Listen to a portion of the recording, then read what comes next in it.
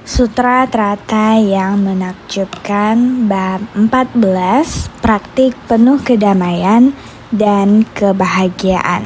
Xun Fa Xiang Sutra Teratai episode 1449.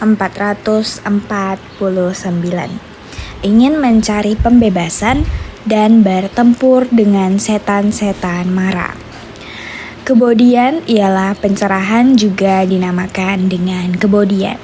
Jalan artinya dapat menembus. Kebijaksanaan Buddha adalah menembus sempurna tanpa hambatan, makanya dinamakan dengan jalan. Yang pertama, jalan yang dicapai oleh Sravaka. Yang kedua, jalan yang dicapai oleh Pratyeka Buddha.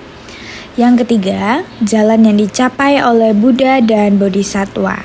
Kebodian yaitu jalan menuju pencerahan. Adapun jalan menuju pencerahan, jalan ini jalannya sama. Namun jalan ini ada yang dekat atau jauh. Mungkin jalannya besar atau kecil, tergantung bagaimana kita menjalaninya. Pencerahan adalah mencapai pencerahan. Jalan mengacu pada bagaimana kita menembusi dan mencapai. Asal ada jalan, pasti akan tembus. Kalau kita jalan di jalan yang benar, jalan itu akan membawa kita tembus ke tempat yang ingin kita capai. Jalan ini, apakah kita mau membuka jalan yang kecil atau membuka jalan yang besar? Jika arah tujuannya benar, tergantung kita mau membuka yang besar atau kecil. Namun membuka jalan kecil dengan bersungguh-sungguh dan berupaya keras ini masih akan membawa kita ke jalan yang besar, yaitu mengarah ke tempat tujuan kita. Jadi bagaimanapun kita mencapai pencerahan, pencerahan ini adalah pencerahan sempurna. Arah tujuan yang benar, jalan menuju pencerahan, jadi inilah kebijaksanaan Sang Buddha. Kebijaksanaan Buddha adalah menembus kesempurna tanpa hambatan, tanpa rintangan dan tanpa tempat di mana kita terjebak. Jika kita bersungguh-sungguh berjalan di jalan ini, jalan kecil juga bisa membawa kita menembusi dan mencapai ke jalan besar. Maka disebutlah jalan. Ketika berjalan di jalan ini, mulai dari Sravaka harus bersungguh hati mendengarkan dengan telinga, mendengar apa yang dikatakan orang lain, membimbing kita ke arah tujuan. Jadi ini seperti Sravaka. Setelah Sang Buddha mencapai pencerahan adalah berharap bisa berbagi kesan batin akan pencapaian pencerahannya kepada semua orang. Membuat semua orang sama seperti dia dapat menyatu dalam jalan menuju pencerahan ini, hanya saja mempertimbangkan kapasitas kita para makhluk apa yang dapat kita terima. Kita tidak dapat dalam waktu sesaat sama dengan Buddha. Mencapai pencerahan itu dapat demikian menyatu, kita tidak bisa bertemu dengan jalan pencerahan ini, namun Buddha menggunakan metode terampil, membimbing kita ke arah tujuan yang sama. Tidak masalah, arah tujuan ini sudah benar. Membimbing kita, mari, pertama Anda harus bersungguh hati mendengarkan. Saya berkata kepada Anda tentang arah tujuan yang benar. Menenangkan pikiran Anda dan saya menyampaikan kepada Anda. Ini adalah membimbing. Membimbing kita untuk baik-baik menghadap ke arah tujuan awal dan mulai mengambil langkah untuk menuju arah ini. Ini adalah pembimbing. Ini sama seperti mata kita masih belum bisa melihat dengan jelas dan seseorang menyampaikan kita suatu arah. Mari, Anda berdiri demikian. Arah tujuan Anda ada di sini. Anda dapat mulai berjalan. Ini membuat ketenangan hati mereka untuk mulai berjalan dan sesuai dengan arah tujuan yang benar. Ini merupakan Sravaka. Berdasarkan pendengaran untuk membimbing mereka agar tidak menyimpang arah tujuan mereka, mereka tahu bagaimana untuk melenyapkan kerisauan mereka. Hati harus fokus. Ini adalah arah tujuan awal. Kedua adalah jalan yang dicapai oleh Pratyeka Buddha. Mereka merasa ini baik-baik saja, arah tujuan mereka benar, hati mereka juga sudah mulai tenang. Kemudian harus menyampaikan pada mereka, sekarang Anda bisa berjalan dengan stabil dan juga mengetahui arah tujuan yang benar. Anda harus membuka langkah kecil dan terus menuju ke depan. Jalan ini adalah stabil. Anda terus berjalan, demikian mereka sudah mengetahui. Berhubung mereka mengetahui arah tujuan, mereka mulai mengambil langkah yang besar untuk menuju ke depan. Ini disebut Prayeka Buddha. Mereka mengetahui kondisi ini sudah tepat dan tidak ada kesalahan. Mereka merasa tentram dengan lingkungan ini. Ini disebut Prayeka Buddha. Karena mereka memahami bahwa segala sesuatu di dunia ini adalah ilusi dan tidak kekal, inilah dharma yang dipahami oleh Prayeka Buddha. Dan jalan yang mereka capai, arah tujuan adalah benar. Namun, apa yang mereka ketahui adalah demikian. Berhubung hati mereka tenang dan juga mengetahui arah tujuan mereka, Buddha merasa bahwa Prayeka Buddha seharusnya diberi bimbingan lagi. Bagaimana cara terhubung ke jalan besar? Bagaimana cara untuk menghubungkan jalan kecil dengan jalan besar? Di manakah letak prinsip? Buddha dan Bodhisattva memulai jalan yang ketiga, memberi petunjuk kepada orang untuk mempraktikkan jalan Bodhisattva, memberi manfaat, membina, dan mencerahkan diri sendiri, membawa ketenangan batin, akan tetapi kerisauan yang halus. Jikalau ingin mampu memahami dengan tuntas, lingkungan apapun tidak akan berdampak apapun kepada batin kita. Maka kita perlu untuk melatih diri. Di manakah tempat untuk melatih diri? Berlatih di tengah kerumunan orang.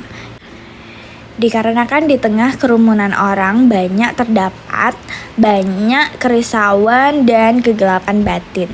Untuk praktisi melihat dan memahami dengan tuntas serta jelas sebagai seorang pengamat, tidak membuat karma buruk tetapi sebagai seorang pengamat sehingga dapat dengan jelas tentang perihal yang tidak seharusnya dilakukan.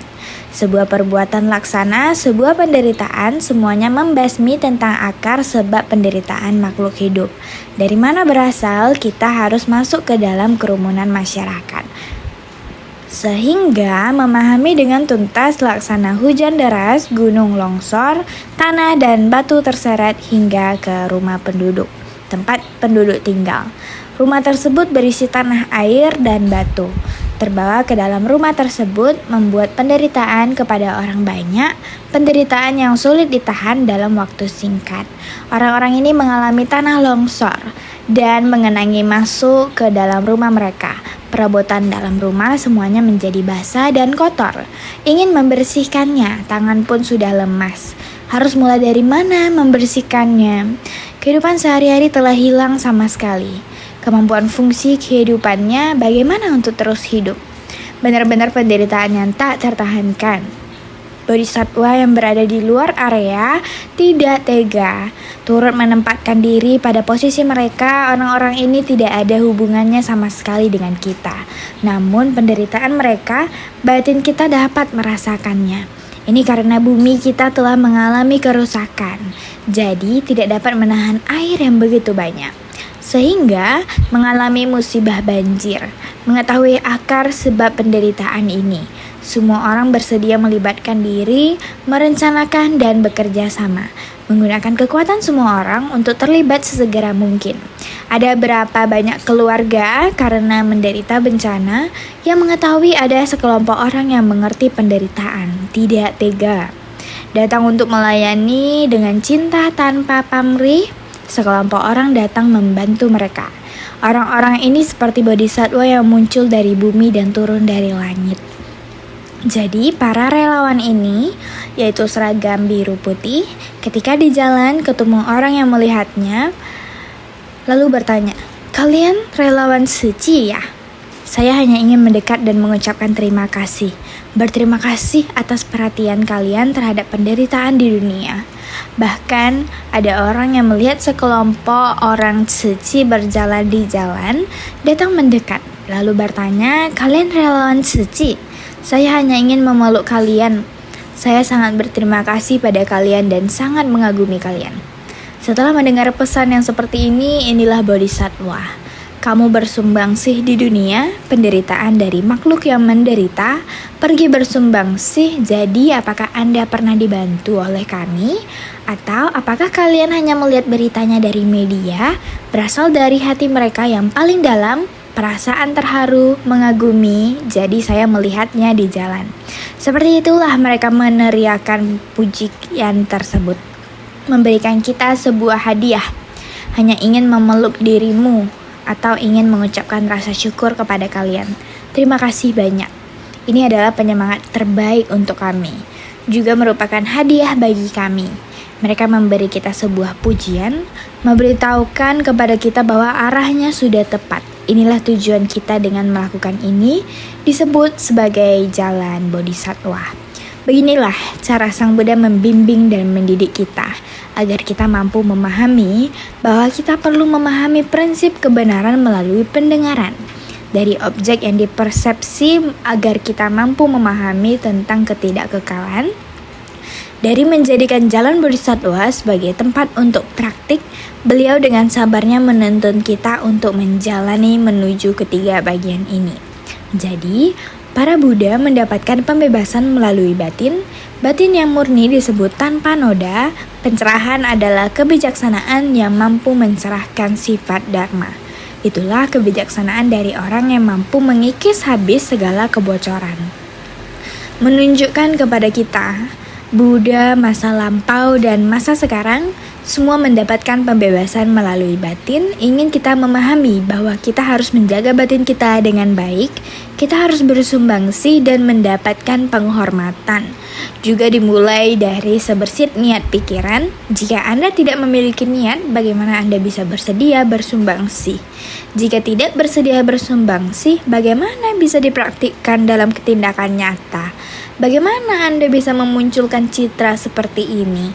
Citra seperti ini merupakan ekspresi dari kondisi batin ini. Oleh sebab itu, dalam menapaki jalan bodhisattva, puluhan ribu praktik bodhisattva, lakukan apa yang bisa kita lakukan adalah sudah benar. Sebagai hasil dari mengikuti jalan ini, dari jalan kecil menuju jalan menengah, hingga sampai ke jalan besar, menunjukkan ajaran sejati, memberitahu kita bahwa sekarang tidak perlu melalui jalan kecil lagi. Kalian yang berjalan di jalan kecil bisa bergabung ke jalan besar. Tentunya kalian sudah bergabung dari jalan kecil menuju jalan besar. Inilah menapaki jalan bodhisattva. Sebersit niat pikiran, batin yang murni disebut tanpa noda. Niat pikiran kita murni dan tidak ternoda. Saat kita melihat gambar di layar, mereka baru saja akan mulai bekerja. Saat berjalan di jalan raya, mereka sangat bersih. Tetapi begitu ada yang harus dilakukan, mereka langsung ikut bergabung. Setelah mulai bekerja, seluruh tubuh mereka berlumuran lumpur. Kita dapat melihat bagaimana tubuh mereka berlumuran lumpur, kotoran bahkan menutupi topi cicak. Kita dapat melihat dari kaki mereka. Kotoran dan lumpur telah mengotori tubuh mereka, bahkan sampai ke topi mereka. Seluruh tubuh mereka seperti patung lumpur, seolah-olah seluruhnya dicat oleh lumpur. Namun begitu mereka kembali ke rumah, mengganti pakaian mereka dan mencuci tubuh mereka, maka mereka akan kembali menjadi sangat bersih. Meskipun penampilan luar mereka, pakaian mereka, topi, dan celana dapat menjadi kotor, namun pikiran mereka tidak dapat dikotori. Setelah kembali ke rumah dan dengan segera membersihkan diri, besok harinya mereka akan keluar dengan keadaan bersih. Dengan niat yang sama di dalam batin mereka, mereka melanjutkan upaya mereka dengan lebih ketat. Pikiran seperti ini murni dan tidak tercemar. Meskipun tubuhnya mungkin capek, namun niat dalam pikiran mereka sangat proaktif. Ini adalah pikiran yang tidak tercemar, yang tidak dapat menanggung penderitaan dari tempat-tempat yang belum mereka bersihkan. Maka, mereka harus keluar lagi untuk melakukan pekerjaan ini adalah ketekunan. Pencerahan adalah kebijaksanaan yang mampu mencerahkan sifat dharma. Para bodhisattva adalah seperti itu. Bukan hanya menapaki jalan bodhisattva, tetapi juga dapat menghayati para norma dari perjalanan batin mereka. Saat mereka semua melakukannya, maka akan berkata, "Ayah, ini adalah ketidakkekalan. Lihatlah keluarga ini, seharusnya bisa melewati hidup dengan sangat nyaman dan memiliki banyak barang yang berharga. Namun ketika terjadi hal yang sama, tanah dan lumpur masuk bersamaan dengan banjir. Semua barang berharga itu juga akan menjadi tercemar. Demikian pula dengan tempat tidur yang begitu mewah ataupun selimut yang begitu indah. Ketika lumpur datang membanjiri tempat tidur yang mewah itu karena sudah terendam air dan lumpur, semua ini menjadi sangat berat, dibasahi oleh air lumpur, bahkan juga dengan kasur itu, sehingga dibutuhkan banyak orang untuk mengangkatnya keluar untuk dibuang. Sekali terendam lumpur dan air, maka barang ini menjadi tidak bisa dipakai lagi karena di dalamnya adalah besi, kapas, dan sebagainya. Ketika semua bahan ini terendam air, setelah terendam air maka semuanya akan rusak, tidak dapat diperbaiki lagi, sehingga barang-barang tersebut harus disingkirkan. Lihatlah, bukankah hal ini merupakan ketidakkekalan?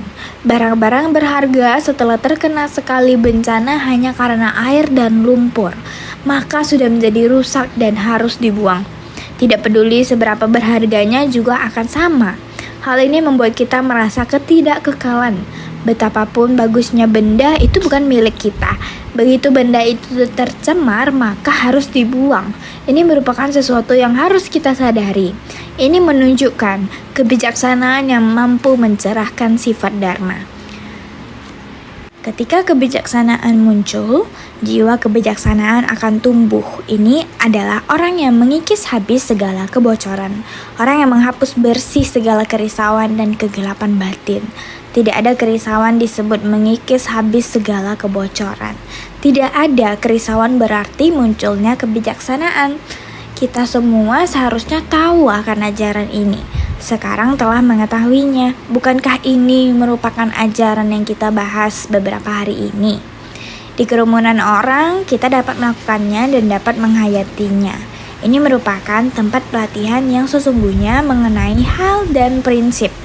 Prinsip dan ajaran yang sedang kita bicarakan sekarang, prinsip kebenaran yang demikian, ajaran ini dapat dialami di dunia ini. Oleh itu, ini adalah dharma sejati, tempat pelatihan yang sesungguhnya.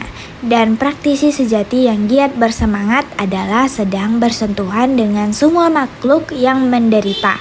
Untuk memahaminya, inilah alasan Buddha menyemangati kita untuk masuk ke kerumunan orang banyak, sehingga kita dapat sungguh-sungguh menghayatinya. Oleh karena itu, naskah sutra di atas dikatakan memberikan hadiah sesuai dengan jasa masing-masing. Benar, orang-orang di jalanan melihat dan berkata, "Bukankah kalian adalah insan suci? Saya hanya ingin mengucapkan terima kasih kepada kalian." Terima kasih. Ini adalah memberikan hadiah sesuai dengan jasa masing-masing. Memberikan hadiah berupa pakaian atau berbagai barang berharga dan berkata, "Saya hanya ingin memberikan pelukan kepadamu." Juga ada yang demikian. Hadiah satu persatu ini memberi pujian kepada kita dengan tindakan mendekati kita untuk mengungkapkan keharuan mereka yang sesungguhnya. Atau memberikan pakaian, berbagai barang berharga, pembantu atau harta benda dengan sukacita memberikan pada mereka sekiranya ada seorang yang gagah berani dan mampu melakukan hal-hal yang sulit. Raja akan melepaskan mutiara pada Usnisa dan memberikan kepada orang itu. Ini adalah bait dari Sutra Teratai bab 14, praktik penuh kedamaian dan kebahagiaan. Lapisan demi lapisan jasa ini. Jadi, ada berbagai barang berharga, pembantu atau harta benda. Memberi kita lebih banyak dorongan, jadi bersukacitalah. Orang-orang bebas dari masalah. Kita pergi dan menolong mereka. Biarkan mereka bebas, mereka diselamatkan, dan mereka akan bersyukur dan bersukacita. Dan merasa tenang. Hal ini mungkin terjadi jika kita perlahan-lahan membiarkan mereka mengerti. Jika kita membiarkan mereka dekat dengan kita, saya telah ditolong dan saya bersedia mengabdikan diri saya untuk menolong orang lain di masa depan. Itulah cara mereka memberi kembali. Balasan budi yang paling berani.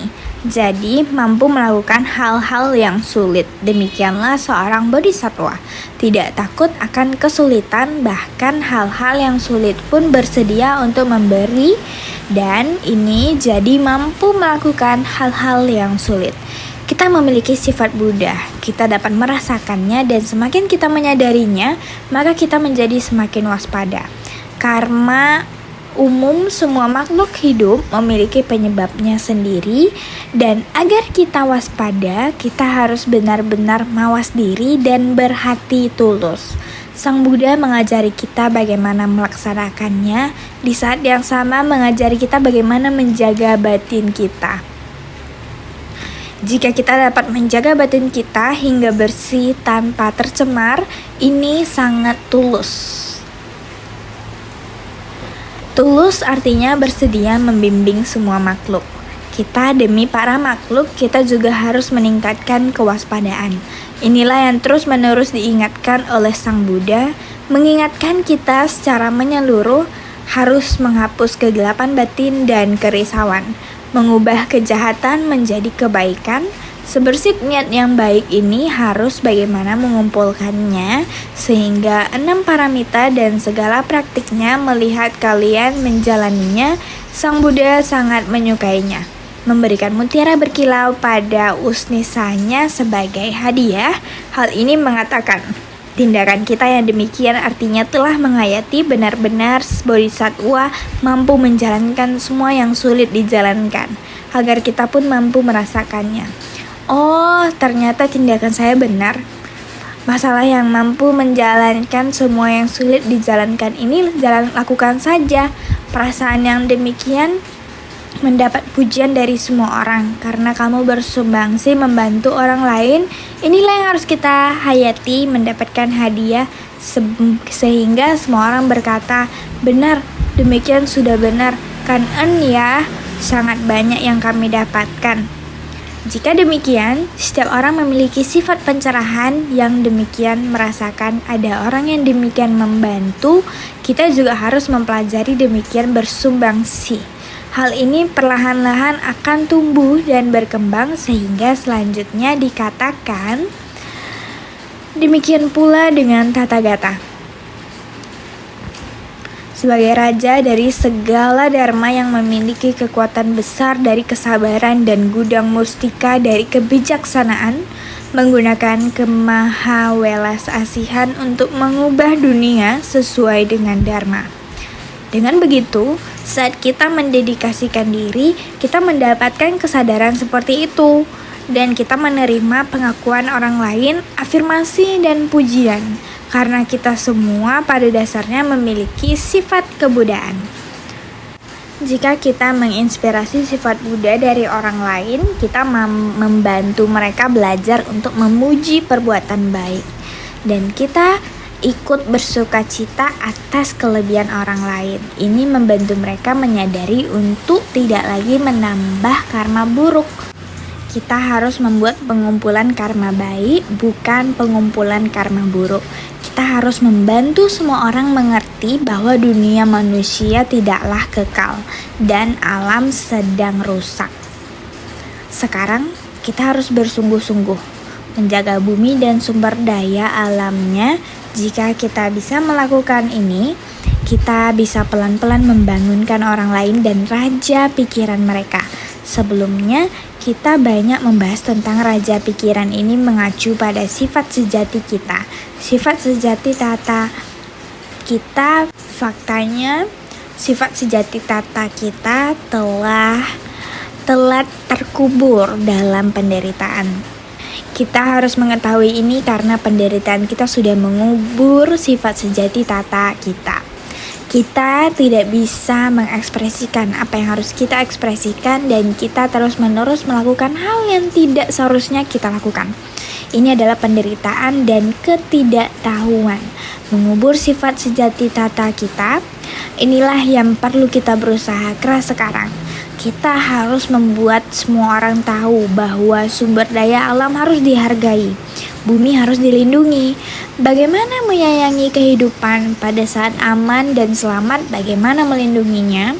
Setelah melewati bencana alam satu kali, lihat apakah yang satu kali bencana ini dapat membangunkan kesadaran manusia. Jadi, Tata Gata menggunakan banyak perhatian dan pikiran untuk memberi pengajaran kepada kita, agar kita dapat pelan-pelan menghayatinya seperti ini. Jadi, sebagai raja dari segala dharma adalah agar para makhluk ini, setiap orang memiliki sifat hakiki kebudaan, sifat tata dapat dibangkitkan. Sifat hakiki yang demikian adanya ini, jika dapat seperti ini mulai dibangkitkan, akan mulai mengetahui bagaimana melenyapkan kerisauan, bagaimana menghimpun kekuatan kebaikan harus dengan bersabar. Kekuatan kebaikan ini harus bagaimana mengumpulkannya. Kita harus bagaimana menyadarkan para makhluk. Maka harus mempersiapkan, memiliki kekuatan besar dari kesabaran. Harus melalui gudang mestika tata gata kita. Sifat hakiki yang demikian adanya dibangkitkan dinamakan gudang mustika dari kebijaksanaan. Jadi, menggunakan kemahawelasasian sebagai kediaman, kelembutan, dan kesabaran sebagai jubah mulai dikembangkan untuk dipergunakan, yaitu harus sesuai dengan dharma ini untuk menyadari dan membimbing para makhluk. Ini adalah naskah sutra sebelumnya. Kita dengan bersungguh hati memahaminya.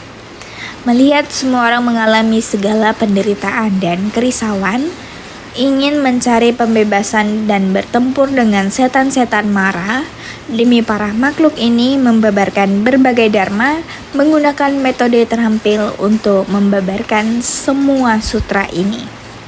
Kita harus sangat bersungguh hati. Kebijaksanaan harus dimunculkan, yakni harus menjaga batin kita selalu bersih sehingga kita harus benar-benar menghayati, melihat semua orang mengalami segala penderitaan dan kerisauan, yang artinya adalah ketika melihat semua makhluk di dunia menerima segala bentuk derita yang terbelenggu dalam kesedihan ataupun perasaan khawatir ada sangat banyak. Melihat semua orang mengalami segala penderitaan dan kerisauan, melihat semua makhluk di dunia ini mengalami segala kesedihan, penderitaan, dan kerisauan, inilah fenomena di dalam lautan samsara. Selalu saja aku yang menderita, aku yang risau. Tiada satupun yang mampu berdiam dengan tenang dan mantap dalam hakikat diri. Manusia di dunia tidak terlepas dari kesedihan, penderitaan, dan kerisauan. Rasa khawatir, kesedihan, kerisauan, kegelapan batin, dan lain-lain. Sungguh, hal yang membuat risau ada sangat banyak. Juga pernah mendengar seorang bodhisattva berkata, telah lama mempelajari ajaran Buddha. Saat belajar di sekolah pun selalu berada dekat dengan vihara dan juga sudah tahu bahwa Dharma Buddha seperti ini. Namun tidak dipungkiri juga masih ada kekhawatiran seorang gadis yang memiliki tubuh kurang sehat di masa kecil. Dia mengidap asma dan telah menguras pikirannya. Tubuhnya selalu membuatnya tidak lepas dari obat. Proses ini sungguh menyulitkan sampai dia bertumbuh dewasa, dibesarkan, dididik, dan disekolahkan. Orang tuanya berkata kepada anak ini, "Tubuhmu begitu mudah sakit, maka apakah kamu pilih saja hidup yang santai sehingga hidupmu tidak akan terlalu menderita, seperti menjadi guru, mengajar? Demikian maka cukup untuk memutar otak tanpa harus membuat tubuh lelah. Bukankah seperti ini sangat baik?" Bagaimanapun, anak itu tidak menginginkan hal ini. Di perguruan tinggi, dia memilih jurusan kelautan. Setelah lulus, ia ingin bekerja di kapal. Ia menderita asma. Iklim dan lingkungan yang sulit adalah yang paling mengkhawatirkan. Bagaimanapun, ini adalah keputusannya. Orang tuanya tidak dapat melakukan apa-apa. Mereka menghargai keputusan anaknya. Jadi walaupun dengan kegelisahan ini tetap menuruti keinginan anak ini. Sekarang anak ini akan segera bekerja di kapal. ia akan bepergian ke luar negeri. Saya bertanya kepada relawan, apakah ini membuat Anda khawatir? Tentu saja. Kamu memiliki berapa anak? Hanya satu. Dia adalah anak satu-satunya. Jadi mereka semakin khawatir. Bayangkan saja kekhawatiran mereka. Pada titik manakah kekhawatiran dan penderitaan seperti itu akhirnya akan berakhir? Mereka tidak terbebani dengan kehidupan sehari-hari. Namun saat anak mereka melakukan perjalanan di laut, mereka khawatir dengan ombak dan cuaca. Mereka mungkin masih sangat khawatir. Kehidupan adalah seperti ini. Pola pikir dari orang ini adalah seperti pemikiran dari seluruh orang tua yang di dunia. Terhadap anak-anak kita saja. Kita punya begitu banyak kekhawatiran dan penderitaan, apalagi kehidupan kita sehari-hari. Dalam menghadapi orang lain, persoalan dan sebagainya, kerisauan seperti ini sungguh mendatangkan penderitaan. Sebesar apa penderitaannya? Yaitu lautan samsara. Kekhawatiran dan penderitaan ini adalah lautan samsara, seperti suatu lautan yang luas. Kekhawatiran dan penderitaan tak bertepi.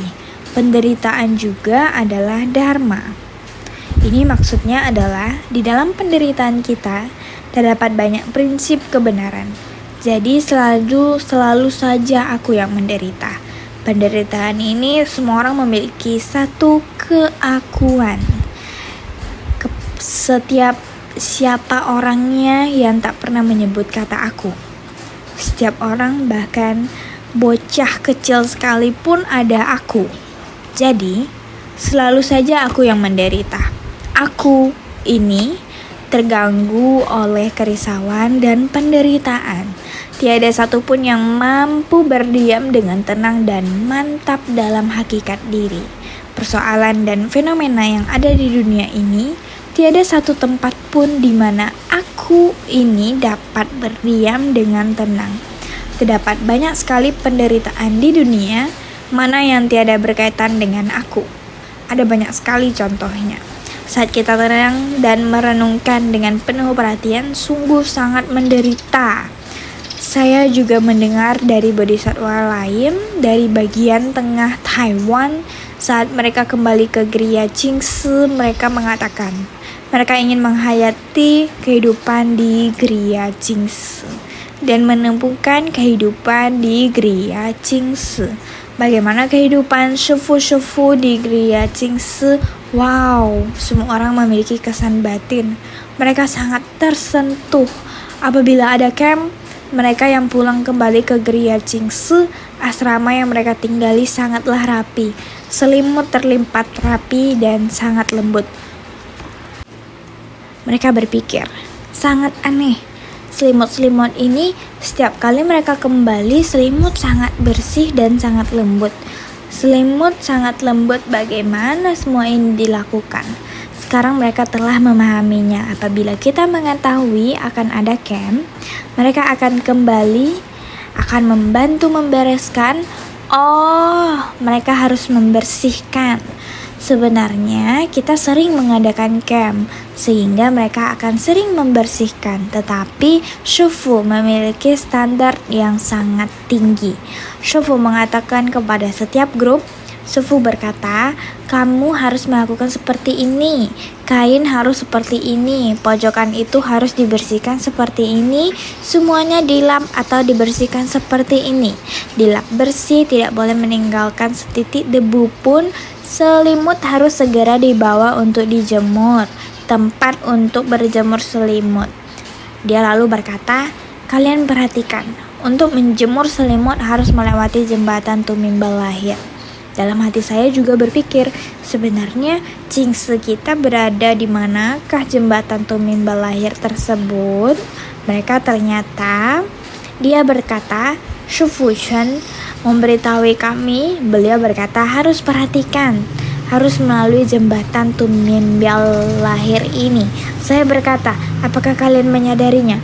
Lalu dia berkata, ada. Wah, jembatan Tumimbal Lahir ini sangat panas.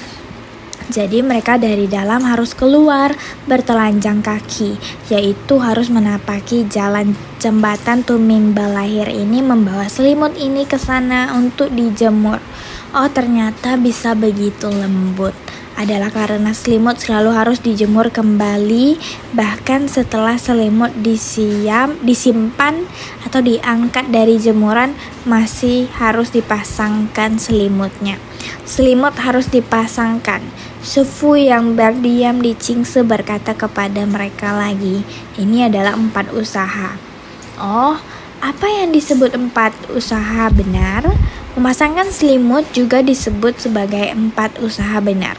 Dia berkata, 4 sudut selimut Anda harus diperhatikan. Kotoran itu, gumpalan kapas itu, ataupun pasir atau apapun, semuanya bertumpuk di sudut selimut.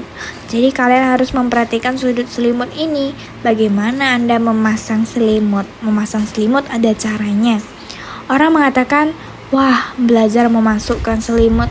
Dulu, kalau saat memasukkan selimut, mungkin sekujur tubuh ikut masuk ke dalam. Mereka memasukkan selimut, rupanya begitu mudah. Bagaimana menggulungnya, selimutnya sudah masuk ke dalam. Bukan hanya komite wanita, barisan komite pria, dia mengatakan, dulu kami hanya bisa memakai selimut. Bagaimana kami bisa tahu selimut adalah sedemikian merapikannya? Oleh karena itu, kehidupan adalah demikian. Semuanya ada dharma. Mereka mengatakan kembali belajar, semuanya yang dipelajari adalah dharma. Mereka sangat sukacita. Meski telah bekerja, mereka sekarang baru tahu rupanya guru kita, Shufu di geria perenungan begitu bekerja keras. Saya mengatakan, kalau tidak, sebelumnya kamu pikir seperti bagaimana? Selimutnya bersih-bersih. Mereka mengatakan, kami kira jika kami kembali adalah mengirimnya untuk dicuci. Mengantar ke cucian adalah kirim keluar cuci. Saya mengatakan, oleh karena itu kalian juga tidak mengetahui kami kirim keluar cuci perlu menghabiskan uang. Lagian kita cuci sendiri juga lebih bersih. 4 sudut cuci itu dicuci dengan bersih. 4 usaha benar adalah mereka telah menerimanya, tahu bahwa perasaan kita adalah penderitaan. Harus tahu 4 usaha benar. Harus bagaimana usaha, harus bagaimana 4 landasan kekuatan batin, bagaimana merasakan semua ini. Kita harus merenungkan bahwa tubuh ini tidak bersih. Perasaan membawa derita, pikiran tidak kekal, segala fenomena adalah tanpa inti. Merasakan seperti ini, harus bagaimana upaya bersemangat, harus bagaimana melatih sebuah kedamaian dan kebahagiaan sesuai keinginan. Selimut digulung seperti ini dan dibalik saja. Jadi ini adalah sungguh sesuai keinginan. Jika secara sudah benar, maka mudah menyelesaikan masalah. Mereka mengatakan, pulang menghayati ini adalah dharma menakjubkan dalam kehidupan. Oleh karena itu, juga sangat bersyukur. Jika bukan melalui para perumah tangga ini, pulang menjalani kehidupan di sini, saya juga tidak tahu para murid di dalam telah memperoleh begitu banyak. Sungguh juga sangat menyentuh, juga sangat terpuji. Saya juga mengatakan, kalian pikir, kalian lihat mereka adalah seperti ini membina diri, sesungguhnya upaya bersemangat sesungguhnya adalah seperti ini. Jadi ini dinamakan ingin mencari pembebasan, artinya merujuk pada kedamaian dan kebahagiaan non-duniawi. Ingin mencari pembebasan, merujuk pada kedamaian dan kebahagiaan non-duniawi, bertempur dengan setan mara kerisauan guna menghapus benih penderitaan di dunia, agar tidak perlu menerima buah akibat dari segala kerisauan itu. Sekarang kita sudah tahu. Berdiam dengan tenang dan menatap dalam hakikat diri ini telah kita pahami. Kekhawatiran dan kesedihan, derita dan kerisauan sama bagaikan lautan samsara. Kita harus bagaimana membuat kita bisa menenangkan dan memantapkan hakikat diri kita untuk memperoleh pembebasan. Jadi, ingin mencari pembebasan ialah merujuk pada kedamaian dan kebahagiaan non-duniawi. Ini adalah segalanya yang harus kita pelajari dalam hidup. Cara hidup di dunia ini jika tidak bisa, maka jangan menderita dan risau. Oleh karena itu, kita harus benar-benar bersungguh hati. Jadi, bertempur dengan setan mara kerisauan guna menghapus benih penderitaan di dunia agar tidak perlu menerima buah akibat dari segala kerisauan ini. Jika kita bisa seperti ini, bertempur dengan setan mara kerisauan, apa yang dinamakan setan mara kerisauan harus dengan sungguh hati, mengalami segala penderitaan dan kerisauan, tahu akan sebab akibat di dunia, keserakahan, kebencian, dan kebodohan adalah benih sebab, penderitaan dan kerisauan sebagai buah sebab.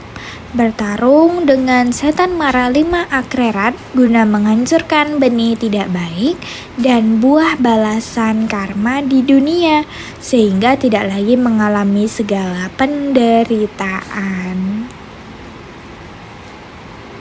Kita mesti memahami tentang sebab dan akibat. Dari mana datangnya sebab dan akibat?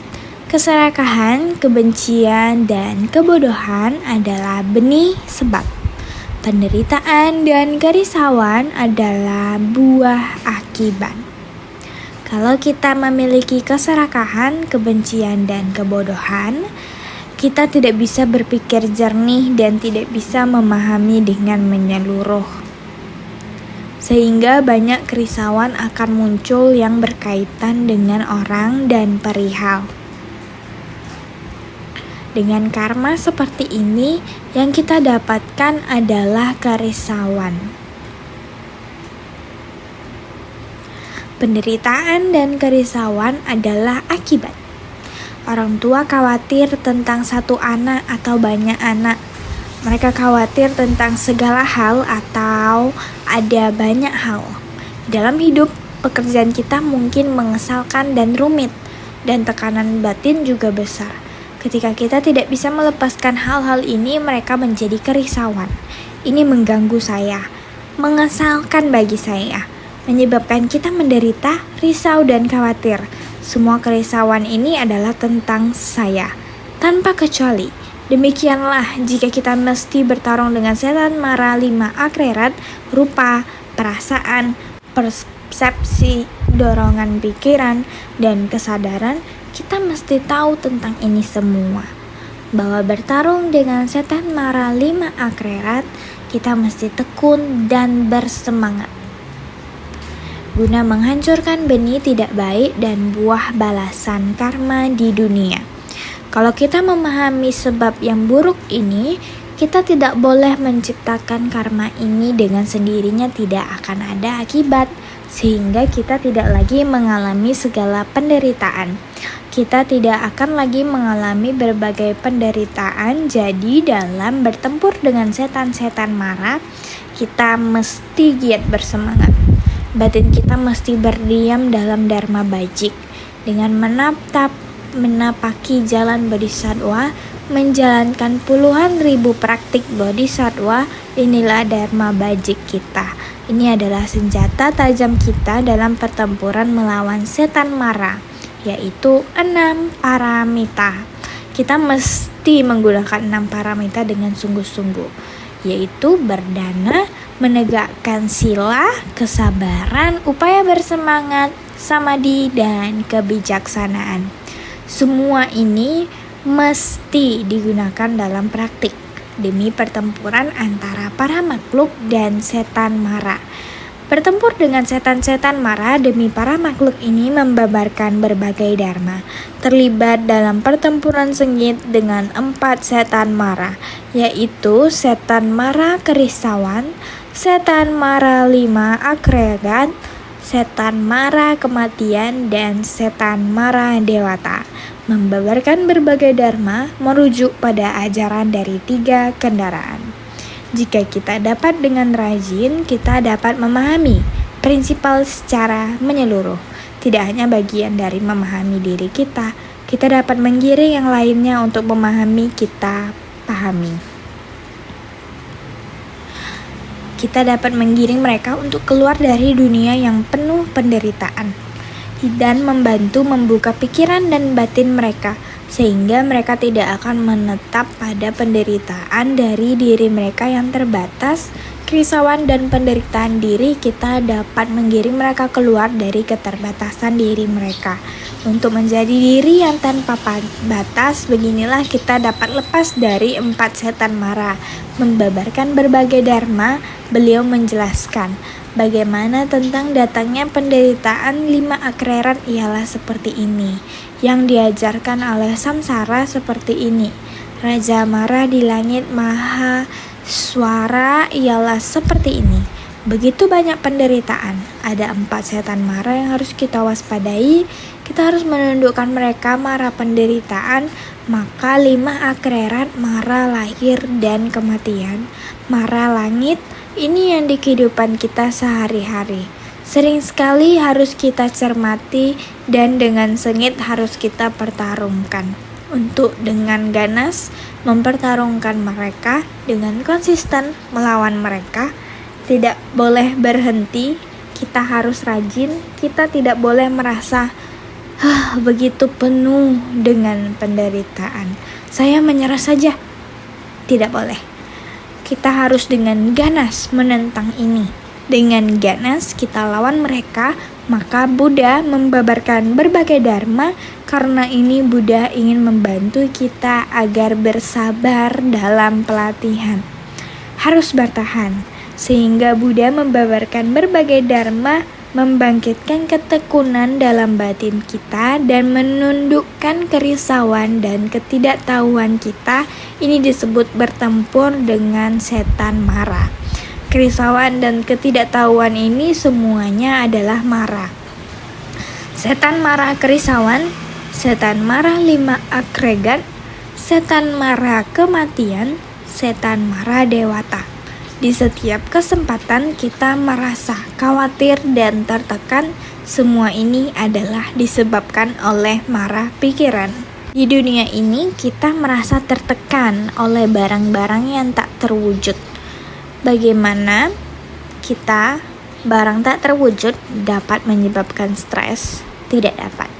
Bagaimana barang tak terwujud dapat menyebabkan kerisauan? Tidak dapat. Singkatnya, ketika kita mengubah cara pandang kita, maka dunia akan terasa luas tak terhingga. Kita harus berusaha keras untuk menundukkan mara. Maka membabarkan berbagai dharma merujuk pada ajaran dari 3 kendaraan. Buddha memulai dari ajaran kendaraan kecil, para Sravaka dan Prayeka Buddha. Terus sampai Bodhisattva mengajarkan tentang 6 paramita dan segala praktiknya. Inilah proses pengajarannya. Mara adalah bahasa Sanskerta, artinya dapat mencabut nyawa, merintangi, mengacaukan, dan merusak. Mara mencelakai jiwa kehidupan dan merintangi perbuatan baik dari orang-orang.